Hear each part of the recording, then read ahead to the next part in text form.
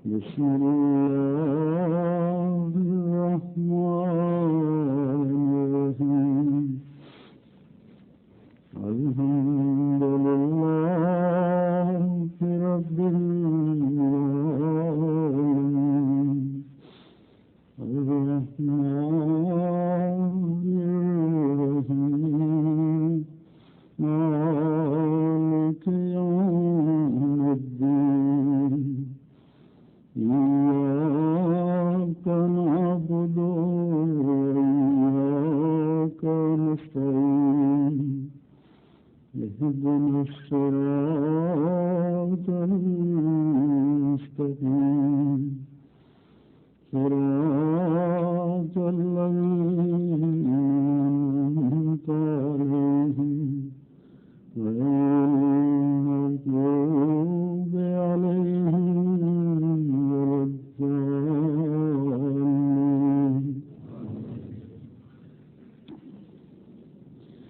إنا أنزلناه في ليلة القدر وما أدراك ما ليلة القدر ليلة القدر خير من ألف شهر تنزل الملائكة والروح فيها بإذن ربهم من كل أمر سلام حتى مطلع الفجر.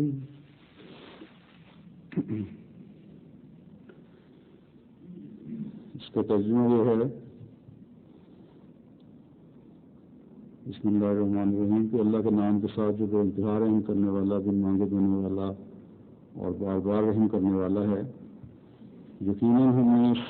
اسے قدر کی رات میں اتارا ہے. اور تجھے کیا سمجھائے کہ قدر کی رات کیا ہے؟ قدر کی رات 1000 مہینوں سے بہتر ہے. بکثرت نازل ہوتے ہیں اس میں فرشتے اور روح القدس اپنے رب کے حکم سے ہر معاملہ میں. سلام ہے یہ سلسلہ طلوع فجر تک جاری رہتا ہے.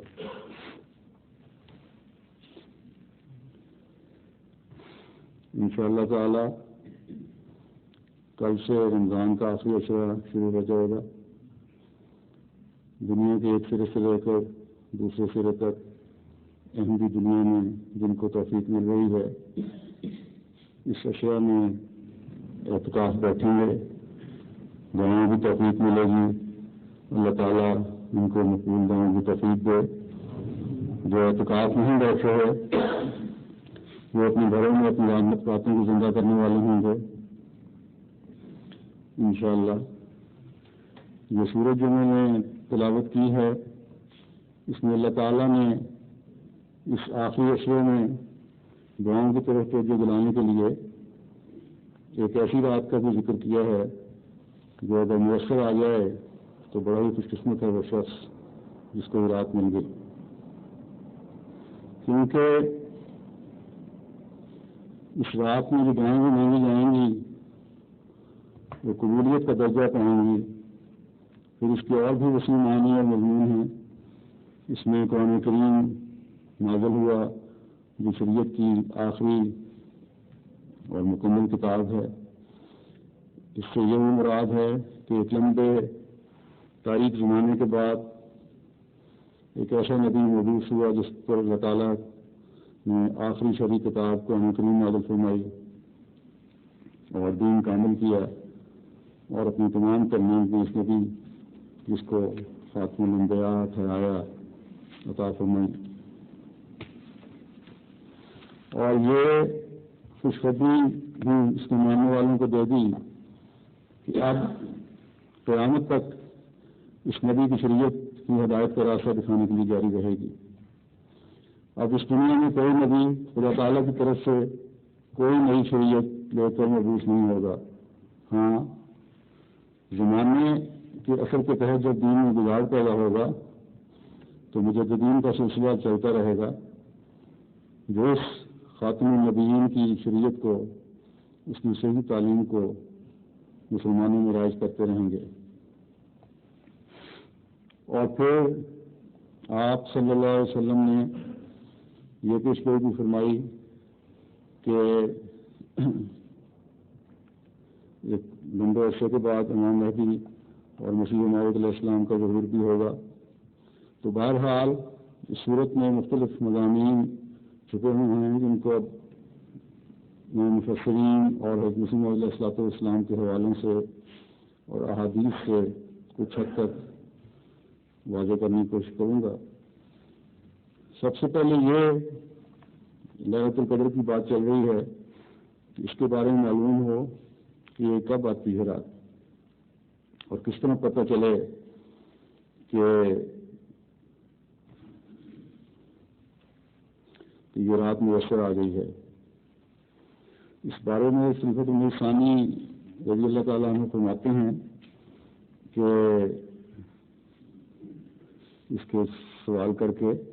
کہ کیا کوئی ایسی علامت ہے جس سے معلوم ہو سکے کہ فلاں رات اس رمضان میں لیلۃ القدر تھی. اس کا جواب یہ ہے کہ بعض احادیث میں یہ آتا ہے کہ کچھ بجلی چمکتی ہے، ہوا ہوتی ہے اور ترشح ہوتا ہے، ایک نور آسمان کی طرف جاتا یا آتا نظر آتا ہے. مگر اول ذکر علامات ظاہر ضروری نہیں، گو اکثر ایسا تجربہ کیا گیا ہے کہ ایسا ہوتا ہے، اور آخری علامت نور دیکھنے کی صلاحیت تجربے میں آئی ہے.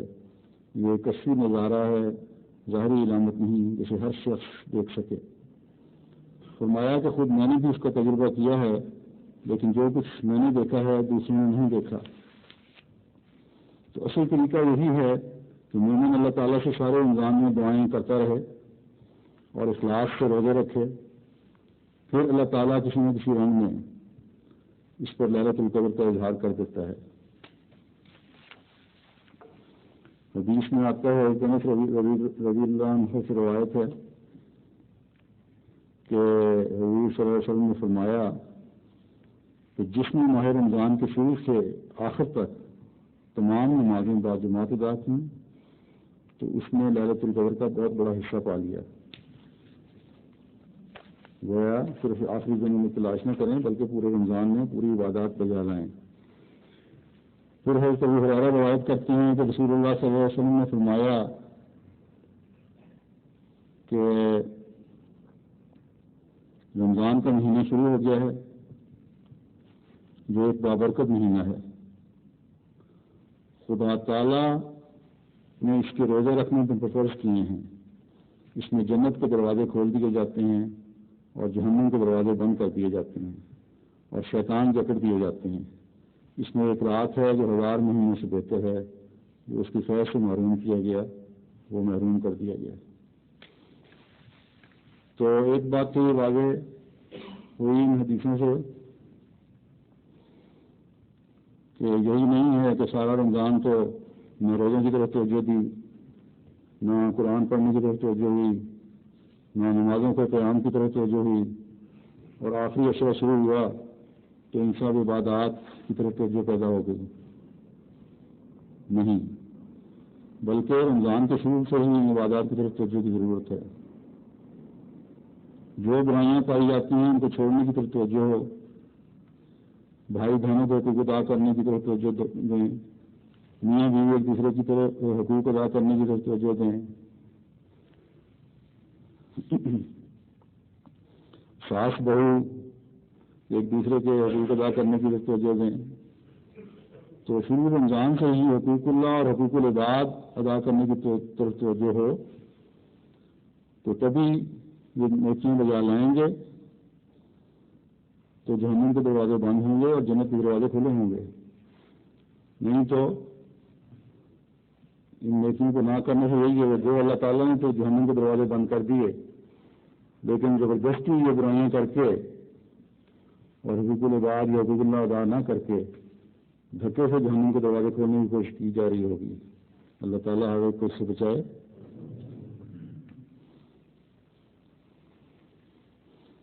تو یہ حقوق العباد اور حقوق اللہ ادا کریں گے جن کا ذکر اور دوسری حدیثوں میں بھی آتا ہے تو پھر ان آخری راتوں 10 راتوں کی برکات سے بھی فائدہ اٹھائیں گے. ان کے سرسری عبادات سے یا عارضی طور پہ آخری دن کی عبادات سے یہ اعلیٰ معیار جو ہے وہ حاصل نہیں ہو سکتے، بلکہ حضرت صلی اللہ علیہ وسلم کے اسوہ حسنہ کو بھی سامنے رکھنا ہوگا۔ حدیث میں آتا ہے، حضرت عائشہ رضی اللہ عنہ بیان کرتی ہیں کہ آخری عصروں میں حضرت صلی اللہ علیہ وسلم عبادت میں اتنی کوشش فرماتے جو اس کے علاوہ دیکھنے میں نہ آتی۔ عام حالات میں بھی حضرت صلی اللہ علیہ وسلم کی عبادت کی مثالیں ایسی ہیں کہ کوئی عام آدمی اتنی کر ہی نہیں سکتا، لیکن فرماتی ہیں حضرت عائشہ کہ رمضان میں تو اس کی حالت ہی اور ہوتی تھی۔ پھر حضرت عائشہ رضی اللہ عنہ بیان کرتی ہیں کہ جب نبی صلی اللہ علیہ وسلم آخری عصروں میں داخل ہوتے تو کمرے ہمت کس لیتے، اپنی راتوں کو زندہ کرتے اور گھر والوں کو بیدار فرماتے۔ تو یہ بھی ایک سبق ہے، جب آدمی خود اٹھے تو اپنے بیوی بچوں کو بھی اس کے لیے نمازوں کے لیے نوافل کے لیے اٹھائے۔ پھر حضرت عائشہ رضی اللہ عنہ نے فرمایا قیام لیل مت چھوڑنا، اس لیے کہ رسول اللہ صلی اللہ علیہ وسلم نہیں چھوڑتے تھے، بلکہ جب آپ بیمار ہو جاتے تھے یا جسم میں سستی محسوس کرتے تھے تو بیٹھ کر تہجد کی نماز پڑھتے۔ دیکھیں حضرت صلی اللہ علیہ وسلم کا عمل کیا تھا، یہ عمل ہم اختیار کریں تو پھر ہم اللہ تعالیٰ کی رحمتوں اور فضلوں کو سمیٹنے کی امید کر سکتے ہیں۔ اللہ تعالیٰ ہم سب کو اس کی توفیق عطا فرمائے۔ آخری 10 راتوں میں لیلۃ القدر تلاش کرنے کے بارے میں ایک اور حدیث پیش کرتا ہوں۔ بخاری اور مسلم نے ابو سعید خدری سے روایت نقل کی ہے کہ رسول کریم صلی اللہ علیہ وسلم بھی اور ہم نے بھی رمضان کی پہلی 10 تاریخوں میں اعتکاف کیا۔ اس کے خاتمے پر حضرت جبرائیل آئے اور رسول کریم صلی اللہ علیہ وسلم کو خبر دی کہ جس چیز لیلۃ القدر کی آپ کو تلاش ہے وہ آگے ہے۔ اس پر آپ نے اور ہم سب نے درمیانی 10 دنوں کا اعتکاف کیا۔ اس کے خاتمے پر پھر حضرت جبرائیل نے ظاہر ہو کر حضرت صلی اللہ علیہ وسلم سے کہا کہ جس چیز کی آپ کو تلاش ہے وہ آگے ہے۔ اس پر رسول کریم صلی اللہ علیہ وسلم نے 20ویں رمضان کی صبح کو تقریر فرمائی اور فرمایا کہ مجھے لیلۃ القدر کی خبر دی گئی تھی مگر میں اسے بھول گیا ہوں، اس لیے اب تم آخری 10 راتوں میں سے وتر راتوں میں اس کی تلاش کرو۔ میں نے دیکھا ہے کہ لیلۃ القدر آئی ہے اور میں مٹی اور پانی میں سجدہ کر رہا ہوں۔ اس وقت مسجد نبی کی چھت کھجور کی شاخوں سے بنی ہوئی تھی اور جس دن آپ نے تقریر فرمائی بادل کا نشان تک نہ تھا۔ پھر یہ روایت کرنے والے کہتے ہیں پھر اچانک بادل کا ایک ٹکڑا آسمان پر ظاہر ہوا اور بارش شروع ہو گئی۔ پھر جب نبی کریم صلی اللہ علیہ وسلم نے ہمیں نماز پڑھائی تو میں نے دیکھا کہ آپ کی پیشانی پر مٹی اور پانی کے نشانات ہیں۔ ایسا خواب کی تصدیق کے لیے ہوا۔ صحیح بخاری مسلم نے اس کو درج کیا ہے۔ حضرت مسلم اور اس بارے میں فرماتے ہیں کہ ابو سعید کی ایک اور روایت میں یہ واقعہ 21 رمضان کو ہوا تھا۔ پھر آپ لکھتے ہیں کہ امام شافعی کہتے ہیں کہ اس بارے میں سب سے پختہ روایت ہے۔ حضرت مرزا بشیر احمد صاحب رضی اللہ تعالیٰ عنہ کی ایک روایت ہے کہ حضرت مسیح موعود علیہ الصلوۃ والسلام فرمایا کرتے تھے کہ اگر رمضان کی 27ویں رات جمعہ کی رات ہو تو وہ خدا کے فضل سے بالعموم لیلۃ القدر ہوتی ہے۔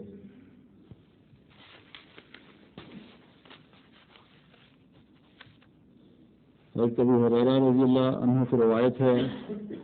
کہ حضرت صلی اللہ علیہ وسلم نے فرمایا من قام لیلۃ القدر ایمانا واحتسابا غفر له ما تقدم من ذنبہ، کہ جو رمضان مبارک میں لیلۃ القدر کی رات ایمان کی حالت میں اور نفس کے محاسبہ کی خاطر عبادت کرے تو اس کے تمام گناہ پچھلے گناہ معاف کر دیے جاتے ہیں۔ اب اس حدیث میں 2 بڑی اہم باتیں بیان کی گئی ہیں۔ پہلی یہ کہ ایمان کی حالت میں اور دوسرا یہ کہ نفس کے محاسبہ کے لیے۔ اگر اس پر غور کیا جائے تو اصل ایمان کی حالت تو وہ ہے جو مکمل یقین کے ساتھ انسان کو اللہ تعالیٰ کی تمام صفات پر ایمان ہو، مثلاً اگر یہ یقین ہو کہ سب رحم کرنے والوں سے بڑھ کر رحم کرنے والا ہے، وہ بخشنے والا ہے، تمام گناہوں کو معاف کر سکتا ہے اور کرتا ہے،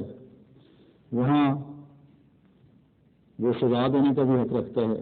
اور دل اس کے خوف اور اس کی خشیت سے پگھلتے ہوں، تو اس صورتحال کے سامنے رکھتے ہوئے وہ اپنے نفس کا محاسبہ کرے، استغفار کرے، تو وہ اس کے پچھلے گناہ معاف کر دیتا ہے۔ اور قدس مسیح موعود علیہ السلام نے ایک نقطہ بیان فرمایا ہے کہ استغفار اور توبہ دو چیزیں ہیں۔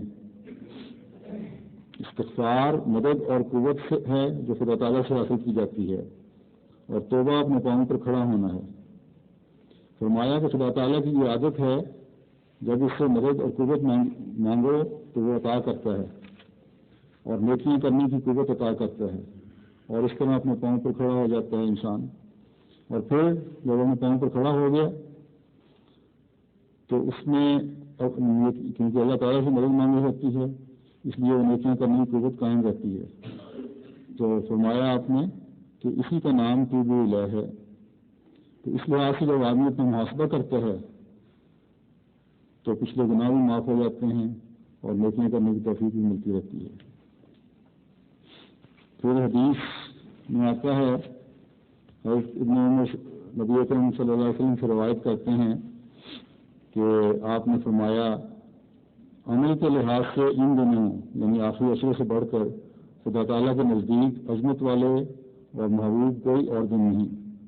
بس ان ایام میں تحلیل یعنی لا الہ الا اللہ کہنا، اللہ تعالیٰ کی بندگی پوری طرح اختیار کرنا، اور تکبیر کہنا اور تحمید کہنا،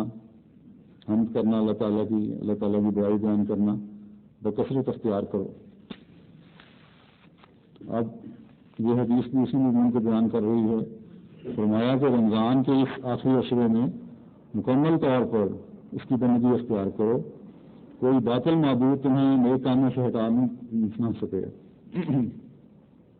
ان دنوں میں ہر وقت اللہ تعالیٰ کی کبریائی، اس کا بڑا ہونا تمہارے ذہنوں پر رہے، اور پھر اس کی حمد بھی کرو کہ اس نے تمہیں اتنی نعمتیں بخشی ہیں، اتنی نعمتوں سے نوازا ہے، تمہیں یہ دن نصیب کیے ہیں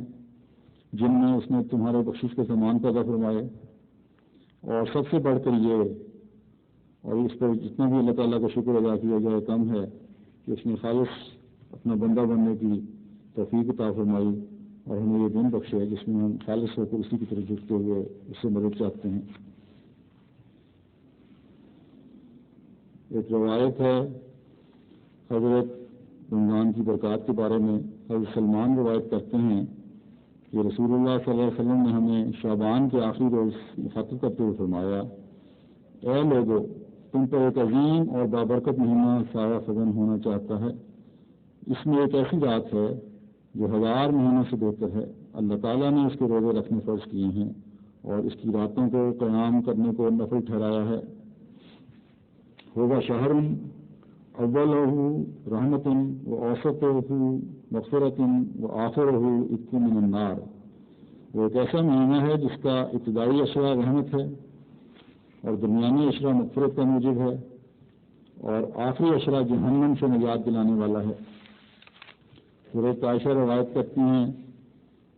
کہ میں نے رسول اللہ صلی اللہ علیہ وسلم سے عرض کی کہ یا رسول اللہ، اگر مجھے علم ہو جائے کہ کون سی رات لیلۃ القدر ہے تو میں اس میں کیا دعا کروں؟ فرمایا کہ تو یہ دعا کر کہ اللہم انک عفو تحب العفو فاعف عنی۔ اے اللہ تو مجھے معاف کرنے والا ہے، اے اللہ تو بہت معاف کرنے والا ہے اور معاف کرنے کو پسند فرماتا ہے، بس تو مجھے بھی بخش دے اور معاف فرما دے۔ اب اس حدیث میں یہ بڑے خوبصورت اور بڑے جامع دعا سکھائی گئی ہے۔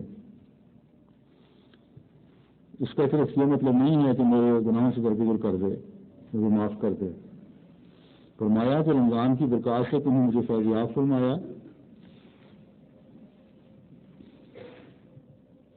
مجھے توفیق دی کہ میں نے روزے رکھے،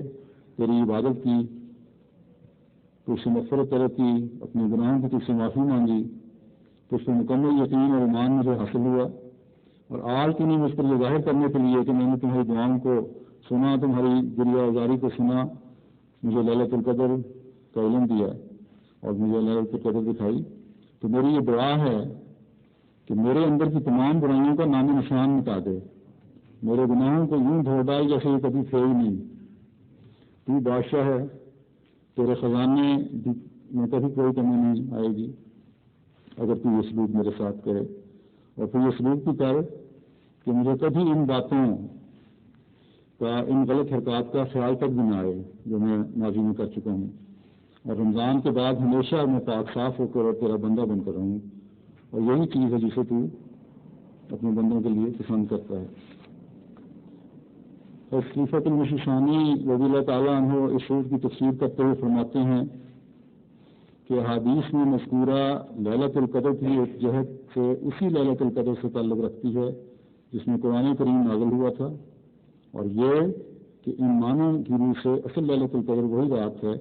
جس میں قرآن کریم نازل ہوا تھا، اور صرف اس کی یاد تازہ رکھنے کے لیے اور اس عہد کو تازہ کرنے کے لیے جو نزول قرآن کریم کے ذریعے سے اللہ تعالیٰ نے اس امت سے باندھا تھا، اس نے لیلۃ القدر مقرر کی ہے، اور اس فائدہ کو مد نظر رکھ کر کہ امت کے کمزور لوگ بھی کم سے کم 10 راتوں تک روح عبادت کر لیں، اس نے رمضان کی آخری 10 راتوں میں اسے چھپا دیا ہے اور معین رات مقرر نہیں کی، تاکہ اس کا قیام صرف ایک رسم ہو کر نہ رہ جائے جسے اسلام بہت ناپسند کرتا ہے۔ اب جو چاہے رمضان کی آخری راتوں میں سے تلاش کر سکتا ہے، اور اس میں کیا شک ہے کہ جو اللہ تعالیٰ کے فضل کو 10 راتوں میں تلاش کرے گا اسے دین کے ساتھ پہلے سے زیادہ لگاؤ ہو جائے گا، اور اس کے دل میں دین کی محبت پیدا ہو جائے گی، اور اس سے یہ امید کی جا سکے گی کہ پہلی غلطیوں کو چھوڑ کر پورے طور پر خدا تعالیٰ کی طرف جھک جائے، اور کسی وقت اس کی ہر رات ہی لیلۃ القدر ہو جائے۔ خلیفۃ المسیح اول رضی اللہ تعالیٰ عنہ فرماتے ہیں کہ لیل ظلمت اور قدر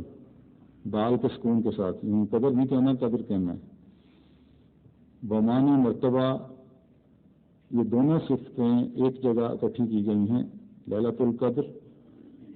ایک خاص رات رمضان شریف کے آخر دہاکہ میں ہے جس کا ذکر سورۃ الفجر میں واللیل اذا یسر میں بھی کیا گیا ہے، اور ایک جگہ فرمایا شہر رمضان الذی انزل فیہ القرآن، اور دوسری جگہ فرمایا انا انزلناہ فی لیلۃ القدر۔ ان دونوں آیتوں کو ملانے سے بھی ہمیں معلوم ہوا کہ لیلۃ القدر رمضان شریف میں ہے۔ پیغمبر صلی اللہ علیہ وسلم نے اور بھی زیادہ تشریح کر کے یہ پتہ دیا کہ لیلۃ القدر رمضان شریف کے آخری دہاکہ کی تہائی پاک راتوں میں ہوا کرتی ہے۔ فرماتے ہیں کسی سال 21ویں شب کو،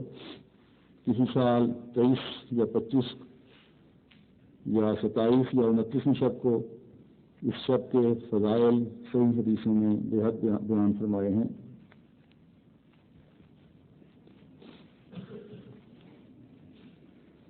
پھر فرمایا انا انزلناہ کا مرجع جس طرح قرآن شریف سے مراد گیا ہے، اسی طرح اس سے پیغمبر صلی اللہ علیہ وسلم کی ذات مبارک بھی مراد ہے۔ اسی لیے انزلناہ فرمایا کہ قرآن اور منزل علیہ القرآن دونوں ہی مرجع ٹھہرے ہیں، ورنہ انزلناہ حاضر القرآن فرمانا کوئی بعید بات نہ تھی۔ لیل وہ ظلمت کا زمانہ ہے جو پیغمبر صلی اللہ علیہ وسلم کی بعثت کے وقت سے پہلے کا زمانہ تھا، جس کو عام طور پر ایام جاہلیت کے نام سے موسوم کرتے ہیں، اور قدر کے ساتھ مل وہ قابل قدر زمانہ ہے جس زمانے سے پیغمبر صلی اللہ علیہ وسلم کی بعثت شروع ہوئی، اور اس کی مدت پیغمبر صلی اللہ علیہ وسلم کی حیات طیبہ میں سے 23 سال کی مدت تھی، جس میں ابتدا الی آخر سارے قرآن شریف کا نزول ہوا۔ ایک طرف ظلمت کے ایام ختم ہوئے اور دوسری طرف قابل قدر زمانہ شروع ہوا، اس لیے یہ متضاد صرف لیل اور قدر یہاں آ کر اکٹھے ہو گئے۔ حضرت مسلم رضی اللہ عنہ فرماتے ہیں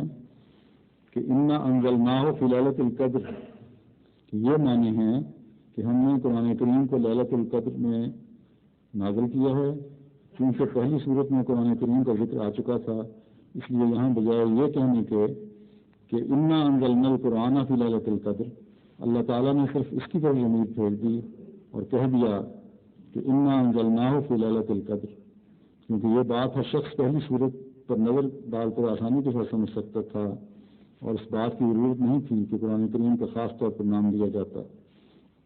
لیل پھر فرمایا کہ لیلا اور لیل کے معنی رات کے ہوتے ہیں، اور لیل کا لفظ 79 دفعہ یعنی 79 قرآن کریم میں استعمال ہوا ہے، اور لیلا کا لفظ صرف 8 دفعہ۔ اور فرمایا کہ عجیب بات ہے کہ لیلا کے استعمال نزول کلام الہی یا اس کے متعلقات کے ساتھ استعمال ہوا ہے، یعنی ایسے احکامات جب دیے گئے ہوں یا شریعت پر کوئی بات کی گئی ہے تب لیلا کا لفظ استعمال ہوا ہے، اور یہ ہم اتفاق نہیں دلا سکتا، ضرور اس میں حکمت ہے، اور لیل اور لیلا کے استعمال کا یہ فرق بے معنی نہیں۔ پھر روز مسلم میں فرماتے ہیں کہ اس آیت میں رسول اللہ صلی اللہ علیہ وسلم کے کامل بروزوں کی طرف اشارہ ہے، لیکن چونکہ ناقص بروز بھی بروز ہی ہوتا ہے، اس لیے آیت ناقص بروزوں کے متعلق بھی اشارہ کرتی ہے، یعنی ایسے زمانے کے مصلحین کی نسبت بھی جبکہ کامل تاریکی تو نہیں آئے گی، لیکن ایک نئی زندگی کی ضرورت انسان کو محسوس ہوگی۔ حدیثوں میں آتا ہے کہ ہر صدی کے سر پر دنیا کو ایک ہوشیار کرنے والے کی ضرورت پیش آتی ہے، اور اسلام میں اس ضرورت کو پورا کرنے کے لیے اللہ تعالیٰ ہر صدی اس کے سر پر مجدد بھیجتا رہے گا۔ ان مجددوں کے متعلق بھی اسی آیت میں پیشگوئی موجود ہے کہ کیونکہ وہ بھی جزوی طور پر محمد رسول اللہ صلی اللہ علیہ وسلم کے قائم مقام ہوتے ہیں، اور جزوی تاریخ رات میں ان کا ظہور ہوتا ہے۔ پھر فرمایا کہ شہر کے معنی عالم کے بھی ہیں، ان معنی کی روح سے اس آیت کا یہ مطلب ہوگا کہ اس لیلۃ القدر میں جو معارف اور علوم کھلے ہیں وہ 1000 عالم سے بہتر ہیں۔ اس مضمون سے مسلمانوں کو اس طرح کی توجہ دلائی گئی ہے کہ جب بھی اسلام پر کوئی مصیبت کا زمانہ آئے انہیں علماء ظاہر کی امداد پر بھروسہ نہیں کرنا چاہیے، یہ مولویوں کے پیچھے نہ پڑ جائیں کہ وہی ہمیں سبق دیں، بلکہ انہیں چاہیے کہ ایسے تاریخ زمانوں میں خدا تعالیٰ کی طرف سے اترنے والی امداد کی طرف نظر رکھا کریں کہ جو کچھ آسمانی امداد اور ہدایت سے انہیں حاصل ہوگا وہ ظاہری علماء کی مجموعی کوششوں سے حاصل نہ ہو سکے گا۔ مگر افسوس ہے کہ مسلمانوں نے اس ہدایت سے فائدہ نہیں اٹھایا۔ یہ زمانہ اسلام کے گزشتہ زمانے سے زیادہ تاریخ ہے، بعد زمانہ نبی ایسا سخت زمانہ اسلام پر کبھی نہیں آیا، لیکن مسلمان اس بلا کو دور کرنے کے لیے انسانوں پر زیادہ نظر رکھتے ہیں بنسبت خدا کے۔ خدا تعالیٰ نے ان دنوں میں بھی حسب بشارات قرآنیہ اور حسب وعدہ انا انزلناہ فی لیلۃ القدر اپنا ایک معمول بھیجا ہے، لیکن لوگوں کی اس طرف توجہ نہیں بلکہ خود ساختہ علاجوں کی طرف مائل ہیں، اور اللہ تعالیٰ ہی ان کی حالت پر رحم کرے۔ آج بھی دیکھ لیں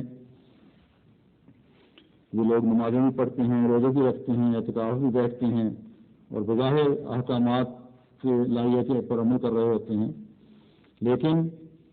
کیونکہ حضرت صلی اللہ علیہ وسلم کی پیشگوئی کے انکاری ہیں، آپ کے بھیجے ہوئے معمور کی تجزیے کو تکفیر کر رہے ہیں، اس کا انکار کر رہے ہیں، اس لیے اللہ کے فضلوں کے وارث نہیں ٹھہر رہے، بلکہ آج کل جو حالات ہیں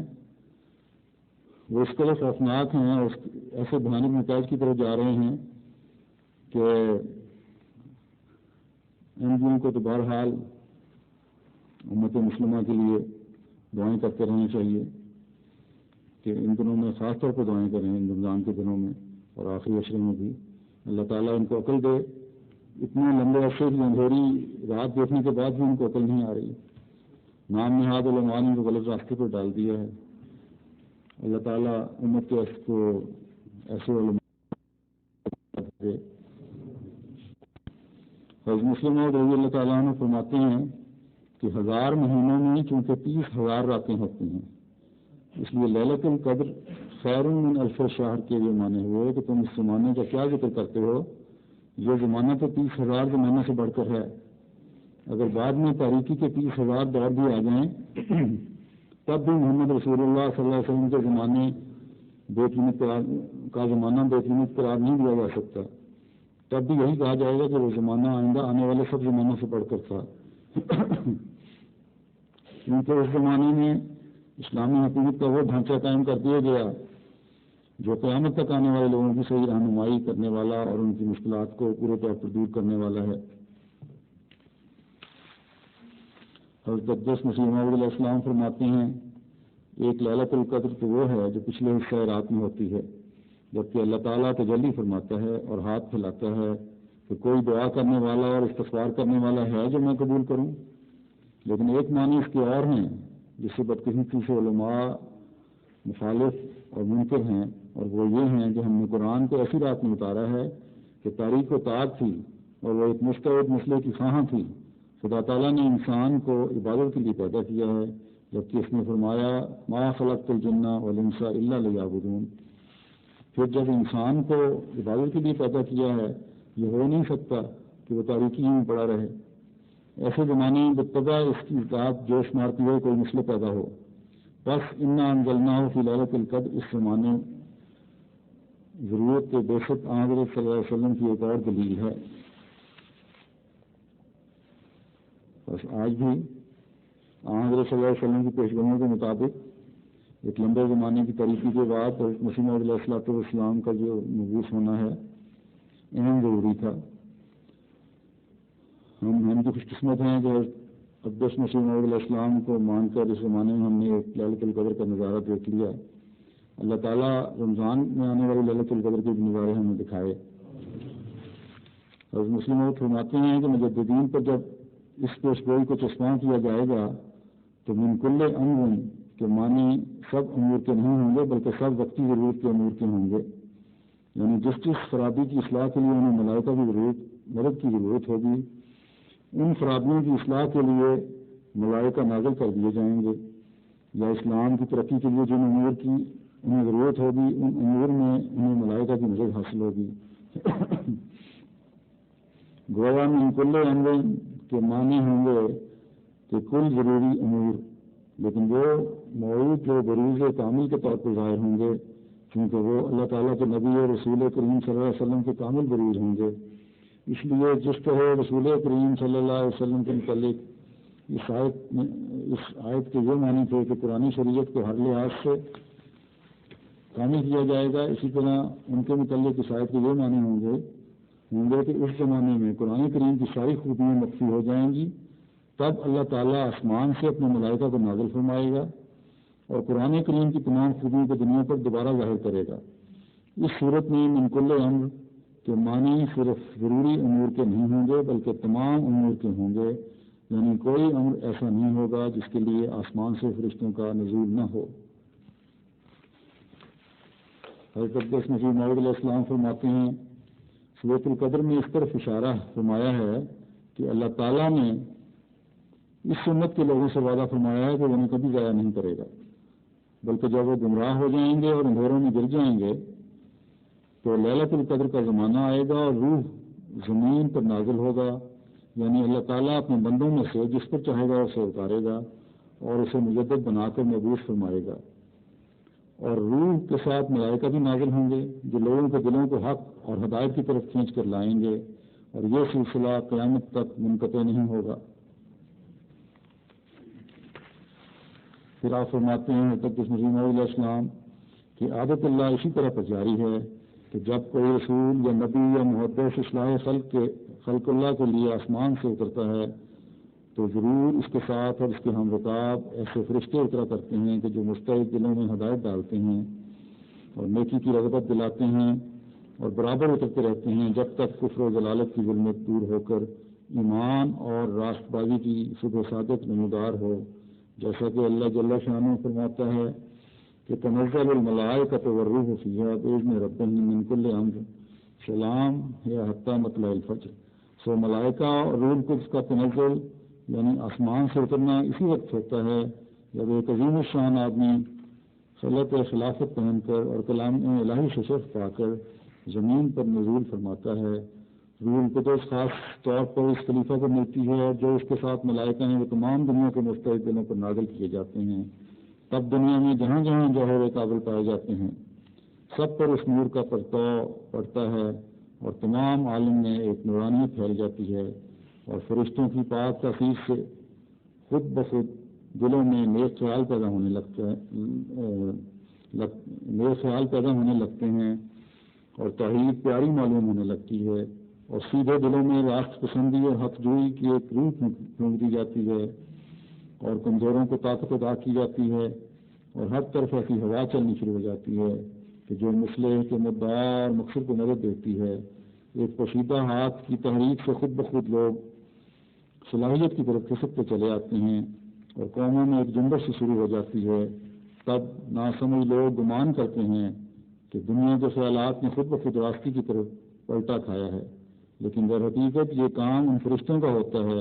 کہ جو خلیفۃ اللہ کے ساتھ آسمان سے اترتے ہیں اور حق کے قبول کرنے اور سمجھنے کے لیے غیر معمولی طاقتیں بخشتے ہیں، سوئے ہوئے لوگوں کو جگا دیتے ہیں اور مستوں کو ہوشیار کرتے ہیں اور بہروں کے کان کھولتے ہیں اور مردوں میں زندگی کی روح پھونکتے ہیں، اور ان کو جو قبروں میں ہیں باہر نکال لاتے ہیں۔ تب لوگ یک دفعہ آنکھیں کھولنے لگتے ہیں اور ان کے دلوں پر وہ باتیں کھلنے لگتی ہیں جو پہلے مخفی تھیں، اور در حقیقت کے فرشتے اس خلیفۃ اللہ سے الگ نہیں ہوتے۔ اسی چہرہ کا نور اور اسی کی اہمیت اور اسی کی ہمت کے آثار جلیہ ہوتے ہیں جو اپنی قوت مقناطیسی سے ہر ایک مناسبت رکھنے والے کو اپنی طرف کھینچتے ہیں، خواہ وہ جسمانی طور پر نزدیک ہو یا دور ہو، اور خواہ آشنا ہو یا بقولی بیگانہ اور نام تک بے خبر ہو۔ غرض اس زمانے میں جو کچھ نیکی کی طرف حرکتیں ہوتی ہیں اور راستے کو قبول کرنے کے لیے جوش پیدا ہوتے ہیں، خواہ وہ جوش ایشیائی لوگوں میں پیدا ہوں یا یورپ کے باشندوں میں یا امریکہ کے رہنے والوں میں، وہ در حقیقت انہی فرشتوں کی تحریک سے جو اسے خلیفۃ اللہ کے ساتھ اترتے ہیں ظہور پذیر ہوتے ہیں۔ یہی الہی قانون ہے جس میں کبھی تبدیلی نہیں پاؤ گے۔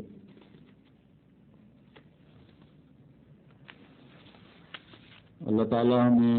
اس اشرے سے بھرپور فائدہ اٹھانے کی توفیق عطا فرمائے، اور جن مقاصد کے ساتھ حضرت مسیح موعود علیہ السلام حدیث ہوئے ہیں ان مقاصد کو پورے ہوتے ہوئے ہم اپنی زندگی میں دیکھ سکیں۔ اللہ تعالیٰ تمام دنیا کو حضرت خاتم الانبیاء صلی اللہ علیہ وسلم کے جھنڈے تلے لانے کے نظارے ہمیں دکھائے، اور ان دنوں میں کل دنیا کے احمدیوں کے لیے بھی بہت دعائیں کریں۔ اللہ تعالیٰ ہر احمدی کو محفوظ رکھے اور اس حقیقی اور سچا مسلمان بنائے۔ خاص طور پر پاکستان اور بنگلہ دیش کے احمدیوں کے لیے خاص طور پر دعائیں کریں، ہر وقت شرپسندوں کے فتنوں میں گھرے ہوئے ہیں۔ گزشتہ دنوں میں ہماری مسجد میں بنگلہ دیش میں ایک مخلص احمدی کو شرپسندوں نے شہید کر دیا۔ انا للہ و انا الیہ راجعون۔ اللہ تعالیٰ ان تمام جگہوں پر شرپسندوں کو عزت کا نشان بنائے، اور اسی طرح ہندوستان میں بھی بعض جگہوں سے خبریں آتی ہیں کہ شر پھیلائے جا رہے ہیں اور تنگ کیا جا رہا ہے بعض جگہ احمدیوں کو۔ تو اللہ تعالیٰ ہر احمدی کو محفوظ رکھے، اور بہت دعائیں کریں ان دنوں میں۔ اللہ تعالیٰ ہمارے لیے جلد فتح کے سامان پیدا فرمائے۔